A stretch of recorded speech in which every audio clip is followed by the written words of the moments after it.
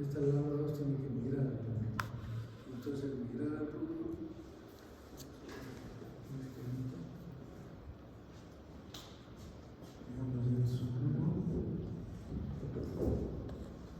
Entonces, llega a través del sistema porta, ahí es el intestino, el hígado, atraviesa el hígado sin causar daño y llega al corazón y el corazón va al pulmón. Entonces, en el pulmón, la larvita llega a los capilares y ya no puede avanzar más. Entonces, aquí se encuentra una estructura que es el alveolo, ¿no es cierto? Y entonces, esta larva tiene que perforar este endotelio y perforar esta pared alveolar, igual que lo que hizo el intestino. Para entrar en vaso sanguíneo, perforó la mucosa, submucosa y llega el endotelio. Acá también, entonces acá vamos a tener una larvita. ¿Qué larva es esta? La larva 2. Pero esta larva 2 va a anular. Entonces aparece una mula. ¿Qué es la mula? Para crecer. Y esa cutícula no se queda. Eso es importante porque es un cuerpo extraño que se queda en el parénquima. Y entonces se convierte en una larva 3. Igualmente va a haber otra mula y después en una larva 4. Esta larva 4 que está aquí en los alveolos, en los bronquiolos, avanza hasta llegar por la tráquea a los pulmones. Y de ahí el intestino. Ese ciclo se llama ciclo de Los.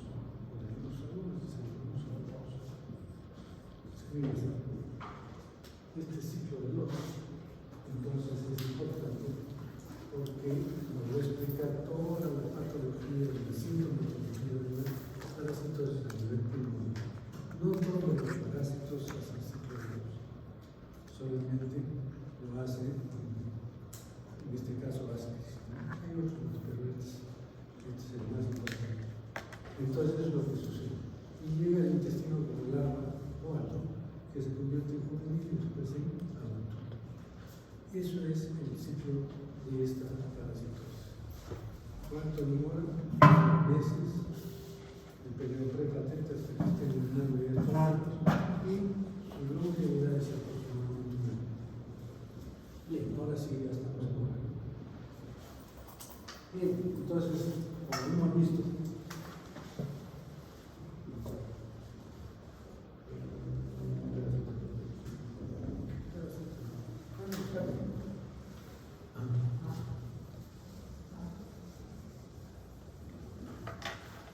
Entonces, como hemos visto, toda esta migración de esta larva por el intestino, los vasos sanguíneos, el hígado, después el pulmón, va a causar daño. Este daño lo estamos viendo acá. Vean, este es un corte de pulmón, el parénquima pulmonar, donde estamos viendo las larvas cortadas transversalmente. Ahí puede ser que haya una sola o varias. Lo que pasa es que las larvas se enrollan, ¿no? Y entonces al hacer el corte aparecen varias partes. Y entonces vamos a ver que estas larvas son muy características. Uno las distingue. Ustedes pueden ver aquí,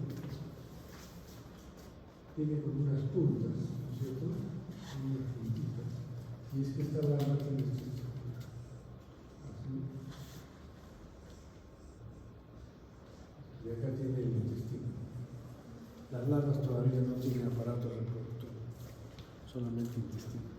Entonces, este es característico de un corte transversal de una larva en pulmón, ¿no? Con estas expresiones alares. ¿Por qué? Porque la larva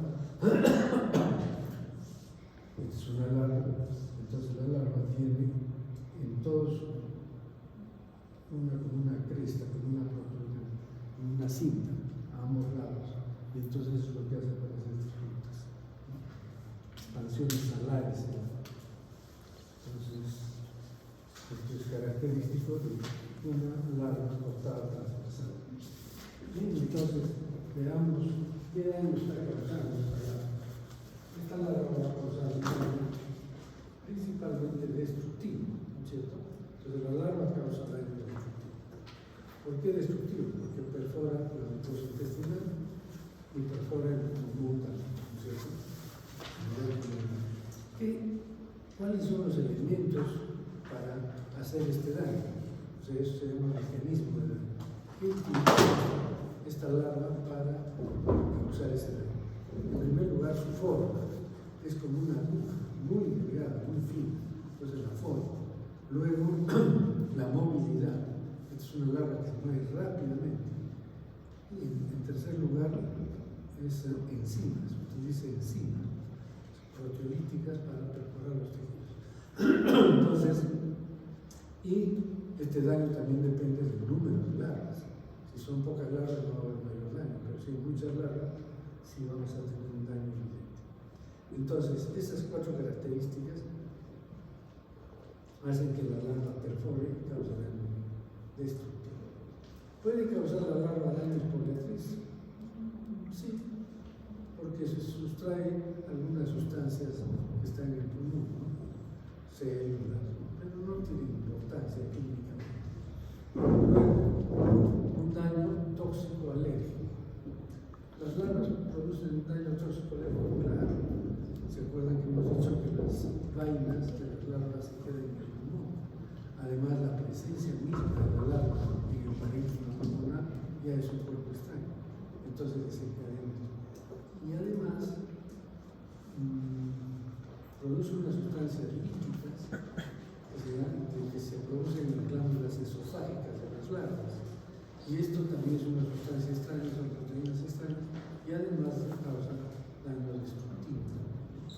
Estas sustancias líquidas producidas por las glándulas esofágicas.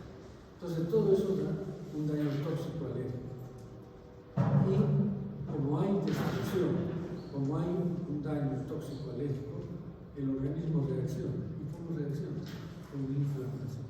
Se produce inflamación. ¿Qué es la inflamación? La llegada de líquidos, citoquinas, células, sobre todo eosinófilos, inmunoglobulina, sobre todo inmunoglobulina E. Entonces, todo esto produce una inflamación. ¿Y los adultos qué daño causan? Daño destructivo no, porque están libres en el intestino. Daños poliatriz, sí. ¿Qué hacen los adultos? Sustraen ¿qué? Alimentos. Gran cantidad de alimentos, porque es un gusano que se mueve permanentemente, entonces requiere energía.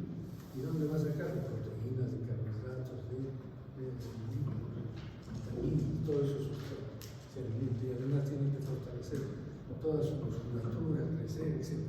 Entonces, el daño poliatriz es evidente por parte del adulto. ¿Causa daño tóxico alérgico? También, porque este gusano, así como come permanentemente, también elimina sustancias de desecho. Y esas sustancias de desecho pueden contener elementos tóxicos que pueden ser absorbidos en el intestino. Y ese daño tóxico alérgico a veces se manifiesta por alergias en personas que tienen ascas. Por ejemplo, eczema, por ejemplo, en la piel, o otras reacciones asmatiformes, etc.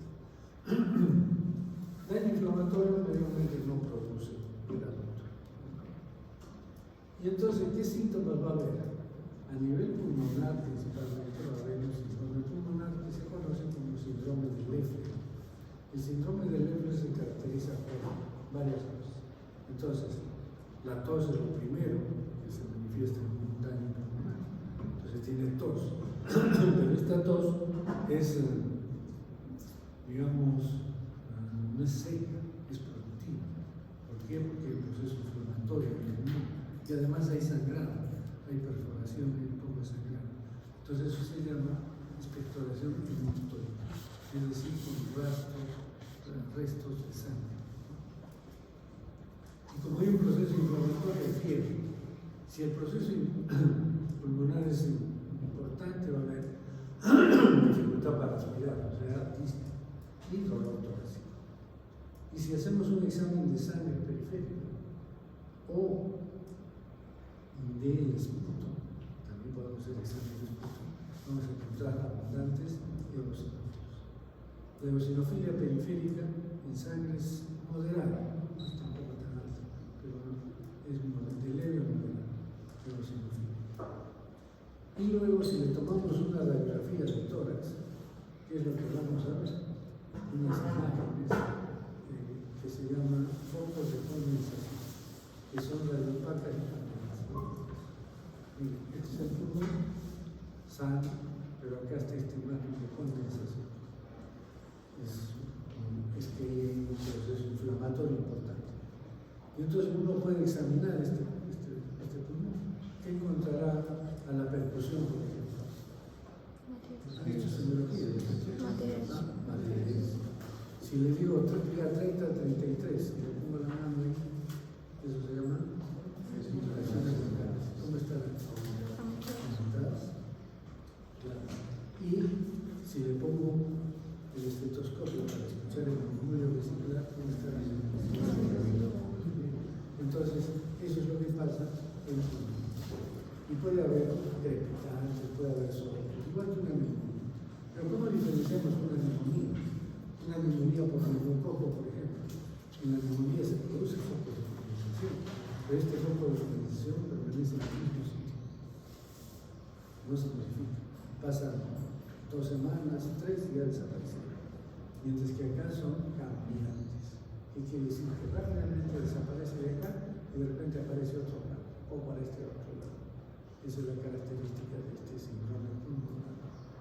También le llaman síndrome pulmonar eosinofílico, por si acaso. En algunos libros, el síndrome pulmonar eosinofílico o síndrome de Lewy. Entonces, ¿se acuerdan que el ciclo de luz condiciona un síndrome de Lewy? Bien, entonces, esto es lo que tenemos. El adulto, como saben, causa daños poliartritis y puede causar daño toxicológico. Y manifestaciones como dolor abdominal y diarrea. ¿Por qué la diarrea? Porque el peristaltismo trata de evitar los gusanos. Y entonces se acelera el peristaltismo y eso aumenta la frecuencia de las deposiciones y eso se llama diarrea. Y puede haber dolor abdominal y mucha contractura en el intestino. Esto es la clínica que hemos visto. Ahora veamos las complicaciones. Esto es diferente. No se da en todos los pacientes, solamente se da en algunos casos especiales. Por ejemplo, en infecciones leves, que es una infección de menos de 10 gusanos, ¿no? A veces 2 o 3 gusanos. Y entonces cuando están los gusanos, hay pocos gusanos, tratan de salir del intestino. ¿Y dónde pueden introducirse? Por ejemplo, a la apéndice. Y producen la apendicitis. La apendicitis es una complicación puede ser, ¿no? O sea, una apendicitis causada por muchos factores, pero uno de ellos es las glicoides que se mete acá o a veces se mete por el colédoco conducto biliar, produce colangitis o incluso puede producir pancreatitis también, puede meterse el páncreas, ¿no? Conducto pancreático, o a veces absceso hepático. Son cosas raras, ¿no? La apendicitis yo creo que es el más común, pero es infecciones leves. En infecciones intensas es diferente, ya tiene más de 50 años. Aquí el parásito se ovila, se enreda, son muchos parásitos, por eso son más de 50 gusanos, y forma un ovillo, y entonces el paciente empieza a tener dolor abdominal intenso. Si uno ve los ruidos isloéreos, están muy aumentados, porque trata de vencer el obstáculo. Puede haber un poco de diarrea, pero más es el dolor abdominal. Pero de pronto ya no hay eliminación de heces ni de gases, y más bien el peristaltismo, o sea, los ruidos isloéreos comienzan a disminuir. Entonces eso se llama un hilio paralítico mecánico. Y entonces en el hilio paralítico mecánico, ¿qué es lo que vamos a ver? Que el paciente ya tiene mucho dolor, pero ya no es un dolor tipo cólico que venía así por rato, sino que es permanente. Y además empieza a haber vómitos vorácidos, esos vómitos malolientes, de color marrón. Entonces, ¿qué quiere decir? Que hay una obstrucción intestinal. La complicación entonces es obstrucción intestinal. ¿Y qué hay que hacer? Entonces, hay una posibilidad cuando recibe uno le puede dar, sabe que es un medicamento que produce parálisis flácida. Entonces, al producir parálisis flácida se suelta un poco y puede eliminarse. Pero si no sucede eso, es cirugía. Y hay que hacer la cirugía, no hay otra cosa. Entonces, miren, esto es lo que hace el cirujano. Saca toda el asa llena de ascaris, extrayendo de ascaris, hace la resección de las asas, después una mastectomía terminal. Entonces es una operación no está fácil. Nosotros, cuando hagan la práctica van a ver, hay un frasco así de ascaris lleno. Es donde envió un compañero de la museo, el cirujano en el cuarto médico. Pero aún mismo se encontró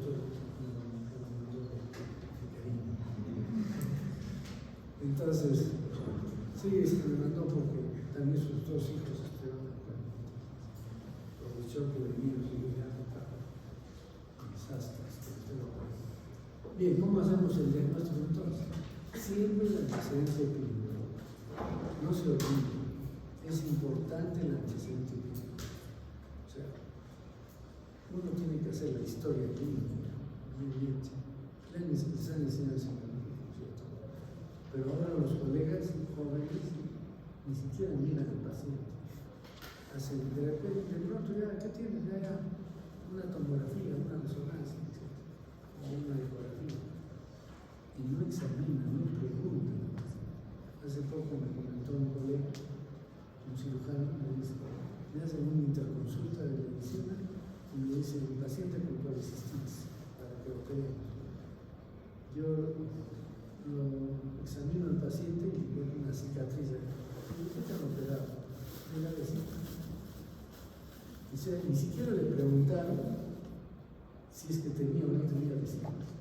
Ni siquiera le vieron la cicatriz. Y ya le dijeron que era una colecistitis. ¿Por qué? Porque no se hace la historia clínica. Y la historia clínica tiene que ver todo. Por ejemplo, el primer punto que viene ahí es procedencia, ¿no es cierto? Se puede. Y a veces ponen ahí procedencia. La mayoría de los leche 508. Eso no es procedencia. Eso es un domicilio, es diferente. ¿De dónde procede?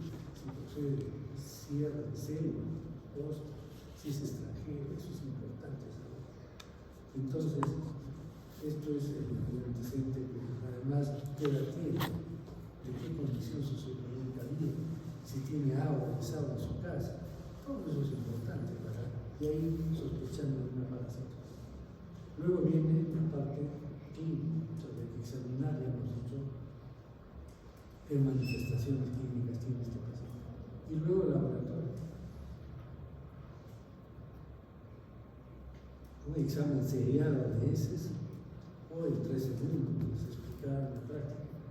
Y entonces se colecta la muestra y se aplican las técnicas de concentración adecuadas que hemos hecho en la parte de prácticas de este ciclo. Pero también se puede hacer examen de esputo. ¿Y qué vamos a encontrar en el examen de esputo? Eosinófilos, pero también se puede encontrar larvas a veces. Entonces es importante ese examen. O la radiografía, ya hemos dicho, imágenes de condensación. La epidemiología, ¿dónde prevalece esta enfermedad? En selva, ¿no? 30 hasta 50 hasta 60 en algunos casos. O sea, un niño que vive en selva, que está desnutrido, 50-60% de probabilidad que tiene casos. Y en costa o en sierra hay también ascariasis en los valles interandinos.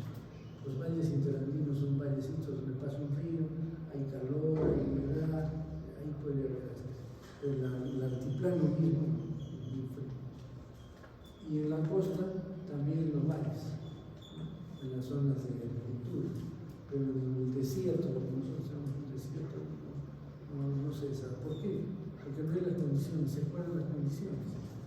Temperatura, humedad, son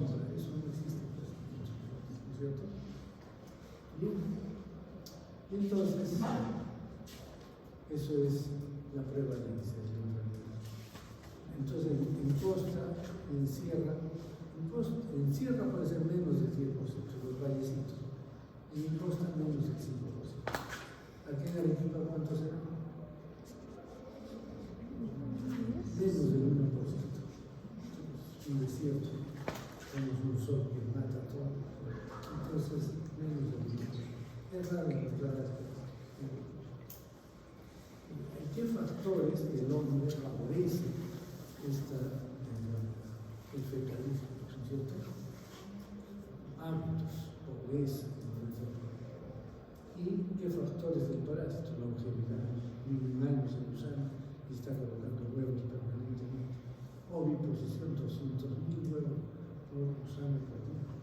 Una cantidad enorme de huevos. Por eso que su aparato reproductor está muy desarrollado, se hace núcleos.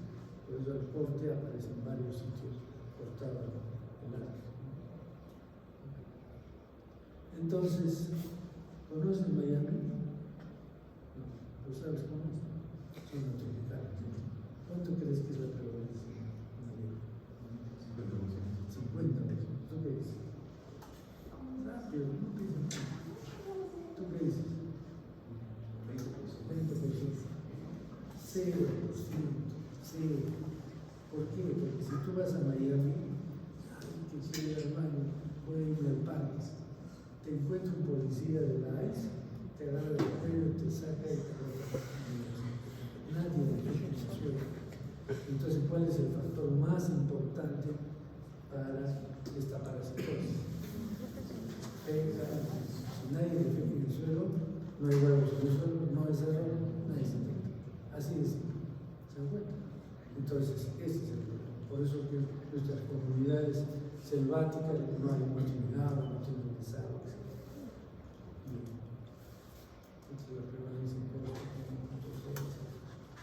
Bien, entonces, ¿cómo hacemos el control de la profilaxis? La profilaxis, ¿qué tenemos que hacer? O sea, la profilaxis que uno no se infecta. Por ejemplo, ya, tú vas a trabajar a Puerto Madryn, entonces tú dices, no quiero tener estudios, ¿cierto? ¿Qué haces? Te lavas las manos permanentemente. ¿Qué más? Lavas las manos. Bien lavadas, hoja por hoja. Eso que les han hecho en microbiología, que se echa una gotita de yodo, una gotita de lejía, eso matará los virus, pero los parásitos no les hacen pipí. La única manera de eliminar los huevos es por chorro, o sea, lavar una hoja por hoja de los alimentos o las frutas. ¿Qué más? Tomar agua. Con eso ya no te interesa.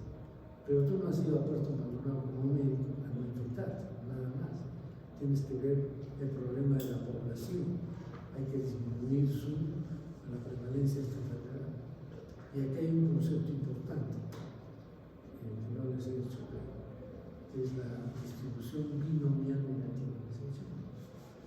La distribución binomial negativa es un término estadístico. Es algo público. Quiere decir que en estas poblaciones hay dos grupos de personas. Unos que tienen infecciones intensas, pero son poquitos, y otros que tienen infecciones leves, pero son la mayoría. Pero ¿quiénes transmiten la enfermedad? Los que tienen infecciones intensas. Los leves no tienen importancia en la transmisión. Entonces, un programa de control, ¿qué tenemos que hacer? Hacer que desaparezcan las personas que tienen infecciones intensas. No que desaparezcan las personas, sino que hacer que disminuya su carga parasital. Que todos sean leves, sean naturales. Por lo menos eso es para controlar. Disminuir las infecciones intensas. Y entonces, ¿qué tenemos que hacer para eso? Evitar el fecalismo. Construcción preventiva. Lo mejor sería agua de sal, ¿no es cierto? Si le pongo una población agua de sal, perfecto. Pero en selva es difícil, porque hay una casita para acá, otra más alejada, otra más alejada. Pues un sistema de sal no existe. Entonces se usa un algoritmo que les va a enseñar a construir en esa. ¿Listo? Y también es importante la educación sanitaria de los niños. hay que enseñarles cómo se adquiere esta enfermedad. No saben eso, creen que los han venido de otras cosas. Y también funciona acá el tratamiento masivo. No se llama desparasitación, como dice el ministerio, es tratamiento masivo. ¿Qué quiere decir? Que yo hago un estudio previo y veo cuál es la prevalencia de ciertas enfermedades parasitarias intestinales en la población. Y entonces, como ya sé que hay ascas, tricocéfalos, legionarios, etc., entonces puedo utilizar un medicamento. Y se les da ese medicamento a toda la población. A todos los niños, sobre todo. Una tabletita cada 3 meses y con eso suficiente.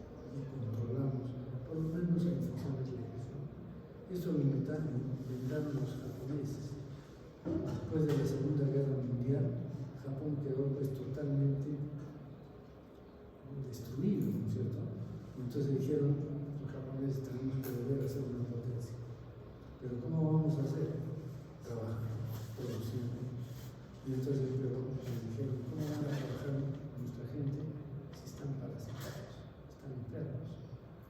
¿Por qué? Porque Japón es una zona tropical, y entonces dijeron: ya, entonces, ¿qué hay que hacer? Hay que construir letrinas, hay que construir el sistema de desagüe, ¿sí? Pero eso ¿cuánto va a demorar para que ya puedan trabajar? 5 años, 10 años, eso no funciona. Queremos ya, rápido.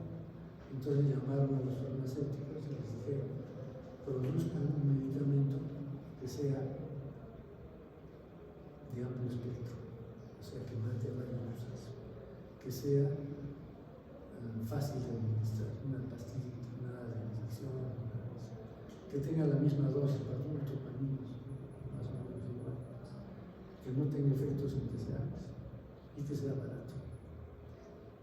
Y produjeron el medicamento básico. Entonces venían los antiparasitarios en bolsas de plástico grandazas y a cada centro de salud y personal de salud iba casa por casa. Iba a ver, japonesito, abre la boca, tu pastilla y un poquito de agua. No, que lo va a tomar nada, inmediatamente. Todos los hombres, mujeres, niños, adultos, todos. Y en un año prácticamente se controló. Entonces, cada 3 meses lo dan. Entonces, eso se llama tratamiento masivo. Algunos países lo han utilizado, nosotros, pero en serio. Aquí quieren hacer tratamiento masivo para la costa con la albendazol. La albendazol no sirve para ninguna de las parásitos que existen en toda la costa. Bueno, por eso ustedes tienen que ser libres, ustedes tienen que manejar la salud del país. Este programa lo maneja acá una actriz que viene a la laboratorio. Entonces, ese es el problema. Bien. Homoato de Pinantel es una droga que produce parálisis espástica, que es barata, fácil, que no tiene efectos indeseables, porque actúa prácticamente a la luz intestinal. Igual las sales de piperacina. La piperacina es miligramos, es un parasitario también, pero que produce parálisis flácida. No, ya les he comentado que se puede usar al inicio de una obstrucción intestinal. Y más se está utilizando ahora el albendazol.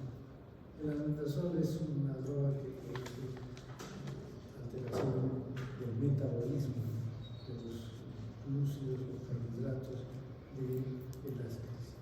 Y entonces así en estos no muere, pero con la albendazol sí muere el parásito. Y es una dosis única, un solo tipo. Mientras que el mebendazol también es efectivo, pero hay que darlo durante 3 meses. Y siempre hay que pensar en el tipo de pacientes que tenemos. Hay pacientes que cumplen su resistencia de otros. Si no va a cumplir, no puede dar los otros.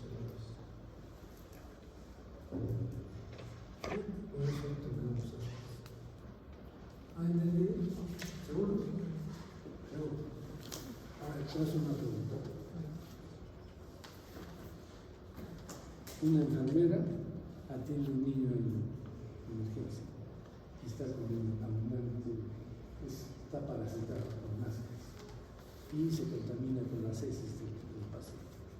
Entonces va a lavarse y cuando está yendo la llama la jefa de enfermería.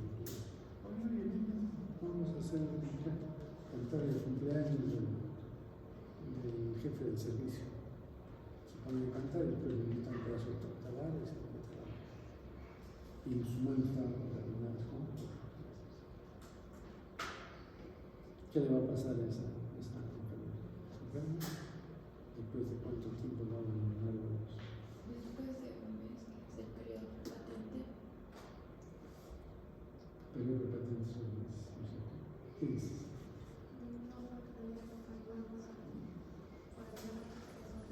Esto es un gen lumínico. Entonces, si ingiere sus huevos, van a pasar y los va a eliminar.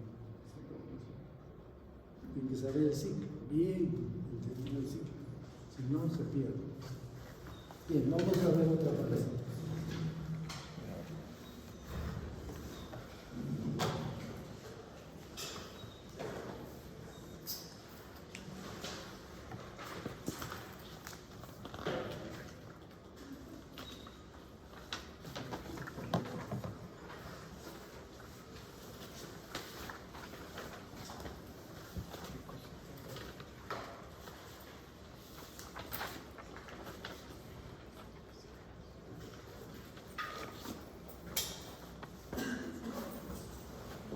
Esta parasitosis se llama tricocefalosis.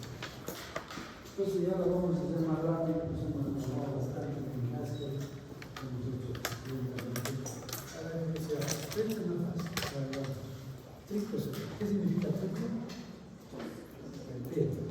¿Viste? Este gusano en su parte anterior, la parte cefálica del tricocéfalo, o sea, la cabeza, que es la parte anterior, es como un pelo, y la parte posterior se llama tricocefalo.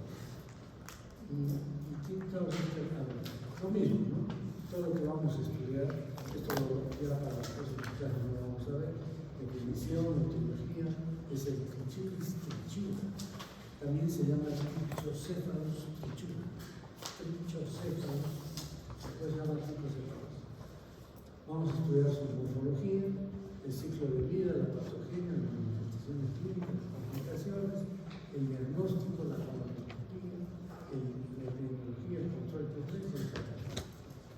Entonces la tricocefalosis o tricuriasis también se llama, es una geomitez, igual que ascas, pero ya no es del intestino delgado, es del intestino grueso.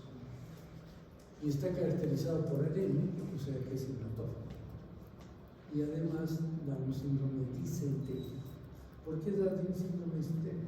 Porque los parásitos que están en el intestino delgado dan diarrea, pero los que parasitan en el intestino grueso dan síndrome de disentería. Y es frecuente también en climas cálidos. Entonces la etiología trichura. Veamos cómo se resuelve, como que les digo. Esta es la hernia más grande, 5 centímetros más o menos. Y tiene una parte gruesa, que es la parte posterior, pero la parte anterior es muy delgadita, ¿no? Esa es la hernia. Y el macho, esta es la parte gruesa, termina enroscada también como en ásperas, y la parte delgada es esta. Si vemos su morfología interna, que vamos a ver, tiene una boca y tiene una parte delgada que está ocupada por el esófago, todo es esófago, tanto en la hembra como en el macho. Pero toda esta parte anterior es muy especial, no es como todos los gusanos. Aquí, por ejemplo, hacemos un corte transversal aquí o aquí, que es lo que vamos a ver. El esófago lo vamos a ver así, entre la cutícula, pero la cutícula no es completa. En la parte ventral hay unas células que se llaman células de la lámina basilar. ¿No? Estas células producen enzimas que le sirven para producir lisis de los tejidos. Pero además es el esófago. Pero el esófago está rodeado de unas células que se llaman esticocitos. Estos esticocitos son los que están acá. Ustedes pueden ver que acá ¿se dan cuenta? Esta estructura como si fuera un rosario, ¿no? Es cada una de estas perlitas es un esticocito. ¿Qué quiere decir? Digamos que esto es el esófago y el esticocito rodea eso, y otro allá, y otro lado. Entonces son muchos esticocitos y en conjunto se llama esticosoma. Y entonces el esticosoma, ¿para qué sirve? Para producir enzimas que van directamente al esófago. Enzimas que pueden producir sustancias lípicas, pero también sustancias anticoagulantes. Es importante, sustancias anticoagulantes para poder eliminarse de sangre con mejor facilidad. Bien. ¿Qué más? Y este es el huevecillo. Y el huevecillo, una vez que lo vean, nunca se lo vamos a olvidar. Parece un limón. Es de color amarillo o marrón claro. Tiene 3 capas, es ovoide, ¿no es cierto? Tiene 3 capas, una externa, una media y una interna, que es lipídica, y dentro hay una masa embrionaria. Pero además tiene 2 tapones mucoides, son tapones mucoides, como si fueran corchos, no lo crees. Y entonces este huevo mide 35, 40, 50 metros, una pequeña cáscara. Pero lo característico es que estos tapones mucoides, ¿no? Y la forma así. Y ese es el huevo de, como veis, el huevo que se elimina solo tiene una masa sin mano. Veamos el ciclo, cómo es el ciclo de esta parasitosis. ¿Dónde vive el gusano? Hemos dicho que vive en el intestino grueso, pero no está libre, está fijo. ¿Cómo se fija? Porque se introduce en la mucosa intestinal. Toda la parte delgada se mete en la mucosa, se incrusta, se enhebra dentro de la mucosa intestinal para sustraerse. Entonces, si uno hace una endoscopía, ¿qué es lo que va a ver? Los gusanos que son blanquecinos, todos los gusanos son blanquecinos. Solo ven las partes gruesas, están como clavados en la mucosa intestinal. Bien, entonces de ahí la hembra va a colocar huevos. Estos huevos que salen son maduros, los estadios salidos. Pero ¿cómo salen? A través de un mecanismo que se llama escalas, igual que ácidos.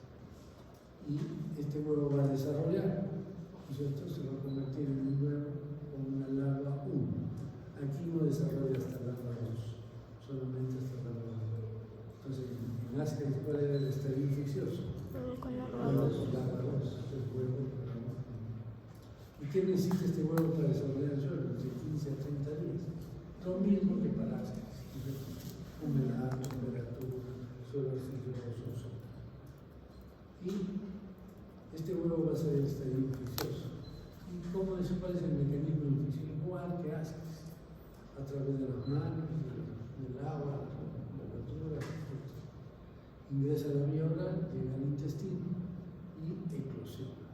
Sale, estos tapones mucoides se abren y sale la larvita al intestino. ¿Y dónde va a desarrollar esta larva? En Ascaris, ¿dónde desarrollaba? Aquí no. Se va hasta la parte terminal del intestino, al hígado, y se esconde en estas criptas, de Liebig-Gruner, son pliegues de la mucosa que ellos sirven para alojarse. Se alimentan de núcleos, de células que están ahí perdidas y van avanzando. Entonces, del huevo salió una larva 1, entonces se convertía en muda y el intestino se convierte en larva 2, larva 3, larva 4.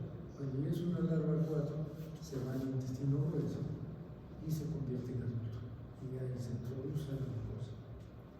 Entonces, solo los adultos son adultos. Las larvas se alimentan de músculo, de células. Bien, este es el ciclo entonces. ¿Cuál es el periodo prepatente de 1 a 3 meses? Casi igual que Ascaris.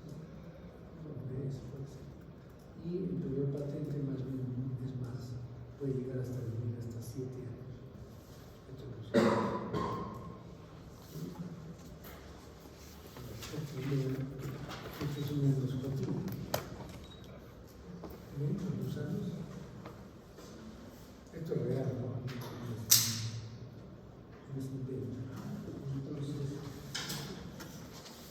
eso es lo que se ve cuando están los huevecillos bien clavados en la mucosa intestinal. Entonces, ¿qué daño va a causar las larvas? La larva 1 hasta la 4. Puede ser daños por este, porque no tiene importancia. Se alimenta de lo que está por ahí en el intestino, nada más. Pero los adultos sí causa daño traumático, ¿no es cierto? Para meterse a la mucosa está destruyendo enzimas, hemos visto los esticocitos, la lámina basilar, se mete a la mucosa. ¿Causa daños colaterales? Sí, pero en este caso se llama sustracción de alimentos. ¿Qué sustrae? Sangre. Sangre. Consume más o menos, no consume mucho este gusano, consume 5 microlitros, o perdón, 10 microlitros. Sí, 5 microlitros por gusano por día. Cada gusano consume 5 microlitros por día. Y entonces también produce daño toxicológico, claro, está un cuerpo extraño dentro de la mucosa. Y también el organismo reacciona con un daño inflamatorio. La clínica. Pueden ser asintomáticos, si tienen menos de 800 gusanos. O sea, si es una infección leve, a veces no tiene ninguna manifestación. Y uno se da cuenta porque le hace un examen de heces y encuentra huevos de trichura y trichura. Entonces, eso es generalmente sintomático. Pero en infecciones ya moderadas, intensas, donde dolor abdominal, preposiciones con moco, con sangre, un tenesmo. ¿Qué se llama eso? Síndrome disentérico. ¿Y por qué se da eso? Porque hay sangrado,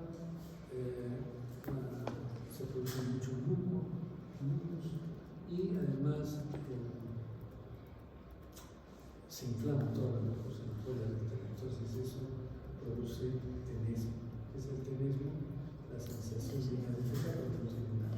¿Por qué? Porque está irritada las terminaciones nerviosas a nivel de la correa rectal. Y entonces él va al baño porque cree que hay contenido fecal, pero no hay.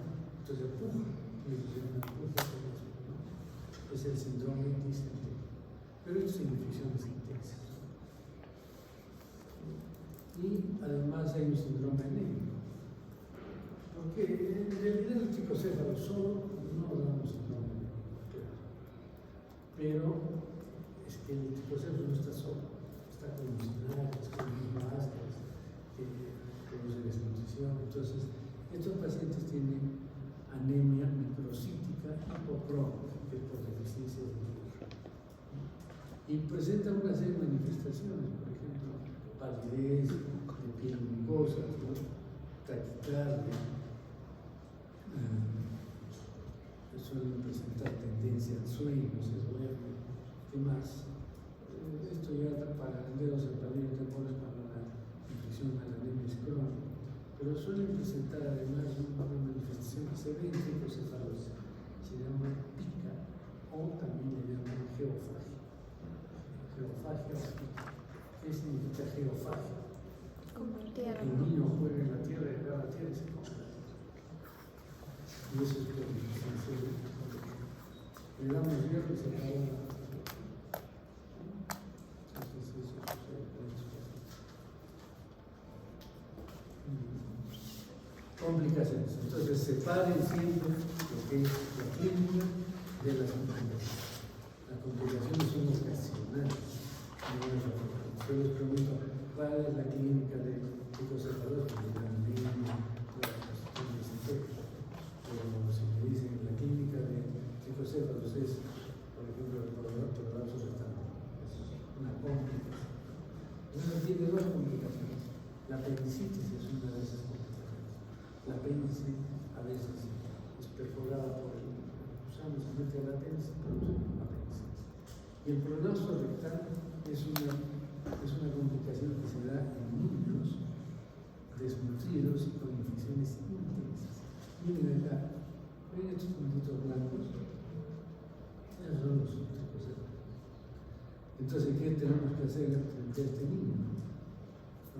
que hacer es poner los guantes y reducir, se reduce, pero si soltamos otra vez se va a volver a producir. Entonces hay que vendar al mismo toda la pelvis que viene en la venda para untarlo mucho y se le da tratamiento. Y así unos días va a mejorar. Pero si no mejora, entonces hay que ir a hacer cirugía. La cirugía puede solucionar este problema, pero generalmente se soluciona reduciendo los productos. Entonces hay un control. El diagnóstico es igual, exactamente igual que ascaris. Antecedente primero que viene de selva, que es un niño que está desnutrido, ¿no es cierto? Que no tiene agua, desagüe, que es pobre, etc. Y la clínica, ya hemos dicho, viene, como esta es una infección ya exagerada de probar la cabeza, viene el niño ya solo. Entonces ustedes también le entran los años. No tienen que pedir el examen de para ver qué tiene. Está hecho el diagnóstico. Bien, y el diagnóstico del examen de para ver todo eso.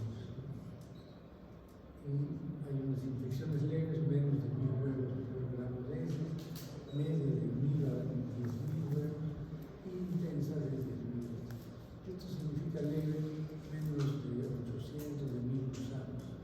Acá hay más y estos muchos más. La colonoscopia es una fotografía para que vean cómo el gusanillo está metido en la mucosa intestinal en toda su parte anterior. Y esta es la epidemiología, igual que en ascaris, es un poco es más menos frecuente, casi 30-35% en selva. En costa y sierra menos del 5%. Y en zonas húmedas, en valles, ¿no es cierto? No en las zonas desérticas. Entonces, eso es lo que tenemos. La prevalencia, costa, sierra. Factores del hombre, lo mismo que para ascaris, el fecalismo,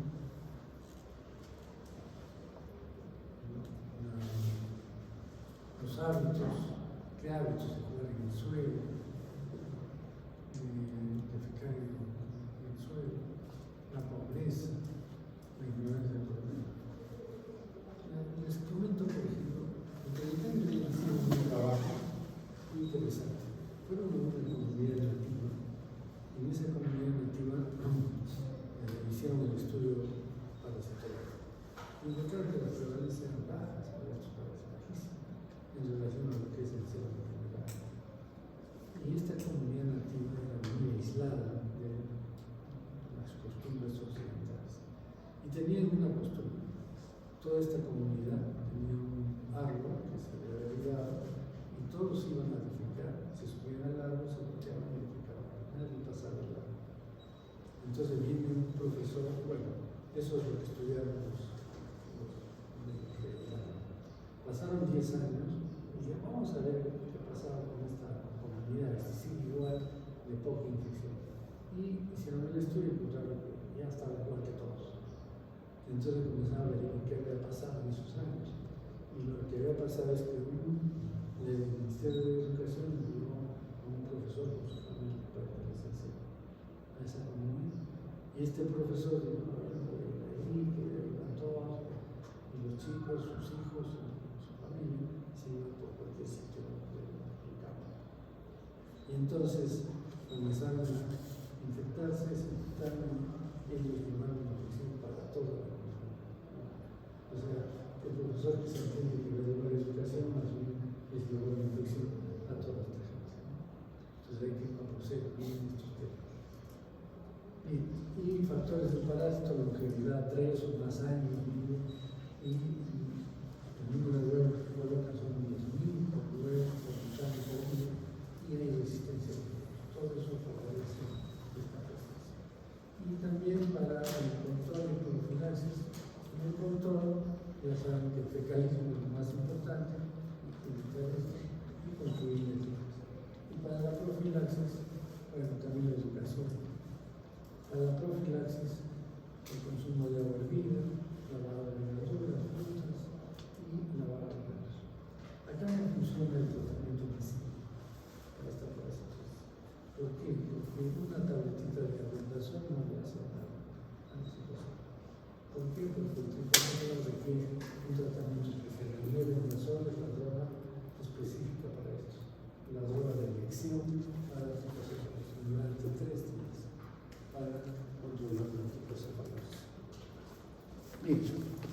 tenemos otro parasitorio que se llama Toxocaracales. Esto ya solamente como referencia. ¿Bien? ¿Por qué? Porque es una zoonosis. ¿Qué quiere decir? Es una parasitosis de endogas. ¿Qué tienes? Del pedazo. Toxocaracales es el gato, caracales. Y se establece que ahora con los alimentos, pues como el asco, el machito emboscado, la recta, pero es más pequeño, 5 a 7 centímetros más o menos. Y estos son sus variantes. Pero, igual que asco, y estos son los huevos. Los huevos son más redondeados que ascas. Y el mecanismo de transmisión, como es a través del suelo. Lo mismo que para ascas, exactamente igual que ascas. Pero vamos a ver un tema sencillo. Espera,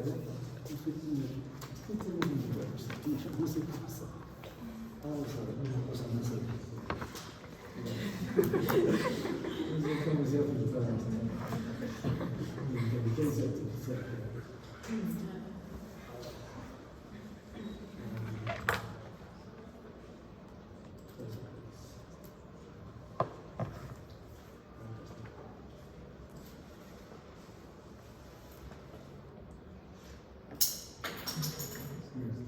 Entonces, ¿qué es la toxocariasis?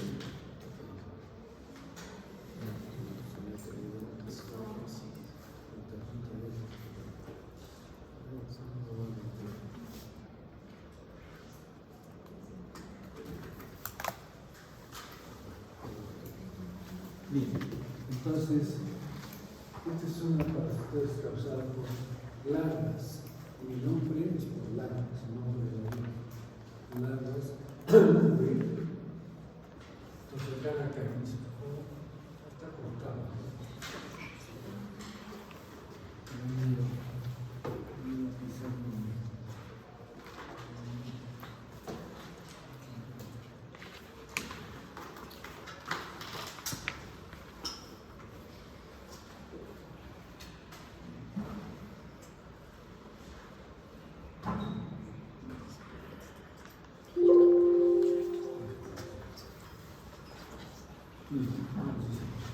Entonces, esta es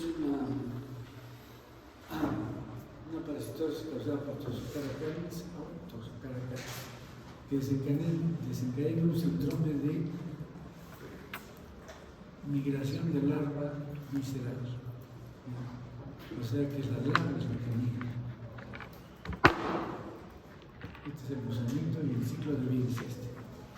Entonces, en el ciclo de vida es importante que estos animalitos tienen al adulto. Entonces van a eliminar huevos como en ascris, que son inmaduros, que desarrollan en el medio ambiente y va a producir un huevo con larva 2. Ese huevo con larva 2 infecta nuevamente al animal, ¿no? Al perrito o al gatito. Entonces lo infecta y otra vez empieza el ciclo. Hace el ciclo de luz, igual que ascaris, porque es una ascaris, pero en el perro. En el hombre, ¿qué pasa? Bueno, en el perro incluso hay transmisión al feto, transovárica. O sea que la madre ya infecta al cachorrito, los cachorritos nacen infectados. Eso es importante en toxocariasis. Por eso hasta los cachorros son infectados. Y luego, ¿qué es lo que pasa? El hombre, los niños sobre todo, se infectan por ingerir estos huevos. ¿Cómo ingieren estos huevos? Así. ¿Qué hacen? ¿De qué sirven los parques ahora? Ya no es para que jueguen los niños, ¿cierto? Para que defequen los perros. Entonces todos llevan sus perros ahí y defecan y dejan los huevos. Entonces va un niño, juega y ingiere estos huevos. Y este huevo va a llegar al aparato digestivo, al intestino, y ¿qué es lo que sucede? Eclosión del huevo, sale la larvita, penetra en la mucosa intestinal, agarra el torrente sanguíneo y se va a cualquier tejido. Acá ya no va al pulmón necesariamente, se va a cualquier tejido. Y Y entonces ese es el problema de se puede ir al ojo y producir ceguera en el niño. Se puede, por eso, puede ir el hígado, al cerebro, a los ojos, a los pulmones. ¿Y cómo se hace el diagnóstico? Porque se produce un granuloma al cuerpo extraño. La larva se queda atrapada en cualquier tejido, puede ser en el cerebro, en el ojo, y hay una hipereosinofilia, hipergamma-globulina. Este es un caso clínico, simplemente es para una mujer de 42 años que presenta paraparesia, ¿no? O sea, parálisis de los miembros inferiores. Y no se sabe qué es lo que tiene, y al final lo que se encuentra es que tenía toxocariasis a nivel cerebral. Los datos del laboratorio son importantes. Leucocitosis intensa en los eosinofilia. Esta es la característica. Cuando ustedes se encuentran en eosinofilia muy alta, o sea, muy alta significa más de 20%. Si ya tienen, por ejemplo, en este caso, ¿cuánto será? 53% de eosinofilia locura, ¿no? Entonces, y el proteinograma mostraba una ligera elevación de las gamma-globulinas y la velocidad de sedimentación tubular muy alta. El test de ELISA salió positivo, 1.700 unidades, cuando lo normal es 780. El examen oftalmológico realmente fue normal. Se le dio tratamiento con albendazol cada 12 horas o 27 días y con eso se solucionó el problema. Miren, este problema no es un problema raro. Esto han estudiado en el libro. 7.3%. En mi comunidad rural, 52.5%. Es decir, no hallazgos de huevos, sino serología.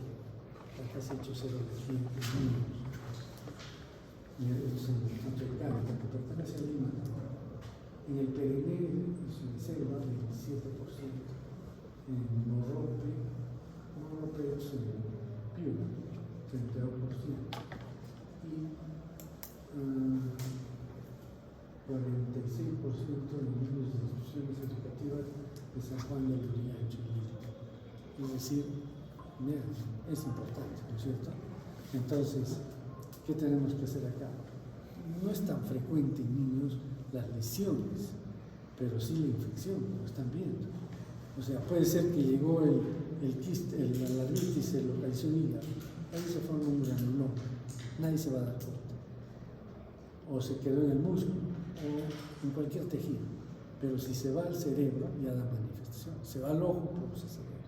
Entonces, no a todos pasa eso. Entonces, tenemos que tener mucho cuidado. En primer lugar, como médicos, tenemos que saber que un paciente que viene con ceguera, trastorno, y que tiene una eosinofilia muy alta, hay que pensar en esta parasitosis, sobre todo en niños. Pero también adultos. Pero, si los niños, más bien, pero no solamente es nuestra función como médico de la clínica, sino también prevenir. Entonces hay que educar a la gente a que los perros no pueden defecar en cualquier sitio. Y si defecan hay que recoger las heces, como cualquier país civilizado. Solamente acá los perros defecan en cualquier parte del sitio, ¿no? Y sobre todo en los parques, ¿no? Entonces, esto es importante, es la bibliografía, ¿no?, que nos dice que existe esta parasitosis. Muy bien. Con esto terminamos lo que va a ser de práctica para la próxima.